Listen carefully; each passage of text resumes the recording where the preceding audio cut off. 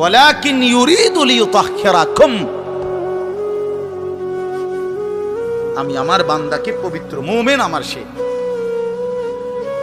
ও অন্য কেউ না, ও আমার ইমানদার বান্দা। তো ইয়া আইয়ুহাল্লাযীনা আমানু ইযা কুমতুম ইলাস সালাতি ফাগসিলু ওয়ুজুহাকুম, এই আয়াতের মধ্যে এটা, এই আয়াতের অন্তর্ভুক্ত অংশ এটা।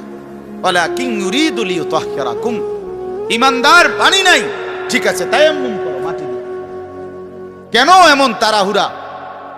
আল্লাহ তাআলা বলে, আমি যে তোমাকে পবিত্র দেখতে চাই, আমি কে তোমাকে পবিত্র। ফীহি রিজালুন ইউহিব্বুনা আন ইয়াতাতাহহারু আল্লাহু ইউহিব্বুল মুত্তাহহিরিন।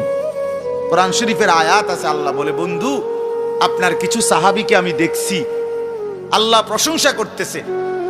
মদিনার কুবা একটা এলাকা, যেখানে নবীজি মদিনার মক্কা থেকে হিজরত করে এসে প্রথম ঢুকছিলেন। এই হিজরত করে আইসা প্রথম যেখানে ঢুকছেন, এই জায়গাটার নাম হলো কুবা নগরী। কুবা কি নাম? এই কুবা। এই এলাকার যারা সাহাবী ছিল, ওনাদের একটা অভ্যাস ছিল, ওনারা ওই সময় পানির তীব্র সংকট ছিল, পানি কম ছিল আর কি। তো তীব্র পানির সংকট থাকার পরেও ওনারা খাবারের পানি, রান্নার পানি, মানে ভাত তরকারি রান্নার যে পানি আর খাবারের পানি কম খাইতো, কম ব্যবহার করত। এখান থেকে পানি বাঁচাইয়া পেশাব পায়খানার পবিত্রতার জন্য যে পানি দরকার, ওইখানে তারা পর্যাপ্ত পরিমাণ পানি ব্যবহার করত, যেন পবিত্রতার মধ্যে কোনো কমতি না। আল্লাহর কসম, এই কথাইটা, তাদের এই আখলাক, আচরণটা আল্লাহ এত পছন্দ করছে, কোরআন শরীফের আয়াত নাজিল করে ডাইরেক্ট তাদের প্রশংসায়।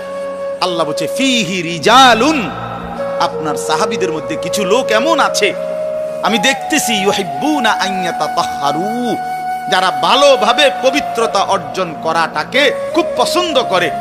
আল্লাহু ইউহিব্বুল মুত্তাহহিরিন, নবী শুনায়ে দেন, এমন পবিত্রতা অর্জনকারীদেরকে আমি আল্লাহও ভীষণ ভালোবাসি।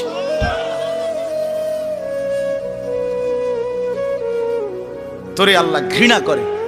যুবক, তোদের যাদের প্যান্টে পেশাব, তোরা যারা টয়লেট পেপার ব্যবহার করো না, তুই নিকৃষ্ট রুচির মানুষ বেটা, ফালতু বেটা, ফালতু বেটা। চুল কেবল চুলের পিছনের দিকে ফিরাস বেটা, এতে মানে একটা কেমন লাগে।